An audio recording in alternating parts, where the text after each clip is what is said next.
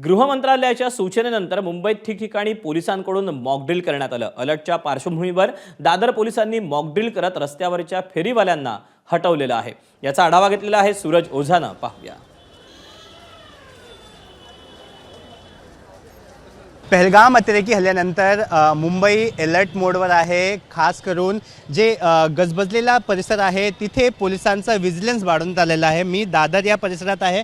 आपण पाहू शकतो की इथे पोलिसांचा चोख बंदोबस्त लावण्यात आलेला आहे। इथे BMCच्या मदतीनेही देखील हॉकर्स काढण्यात आलेले आहे आणि मॉकड्रिल केला जातोय। उद्याही देखील एक मोठा मॉकड्रिल असणार आहे। लोकांना विशेष करून दादरच्या जनतेला आवाहन करेल की तुमच्या आजूबाजूला कुठलीही संशयित वस्तू, संशयित व्यक्ती, संशयित वाहन जर असेल तर ताबडतोब आम्हाला कळवा।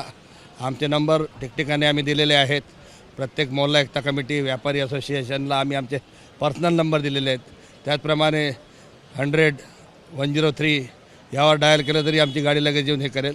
पोलीस पायी चालून हा जो परिसर आहे तिथे मॉकड्रिल नेहमीच करत आहे जेव्हापासून नवीन इनपुट्स मिळत आहे। आणि जेवढे इथे अननोन व्हेकल्स आहेत किंवा हॉकर्स आहेत त्यांना हटवण्यात आलेलं आहे।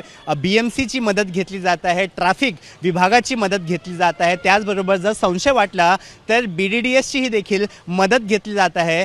याचा उद्देश एवढंच आहे की मुंबई सुरक्षित असायला पाहिजे आणि जेवढे इनपुट्स मिळत आहेत त्यावर कारवाई केली पाहिजे। कॅमेरामॅन योगेंद्र गुप्तासह सूरज ओझा, ABP माझा, मुंबई। ABP माझा, उघडा डोळे बघा नीट।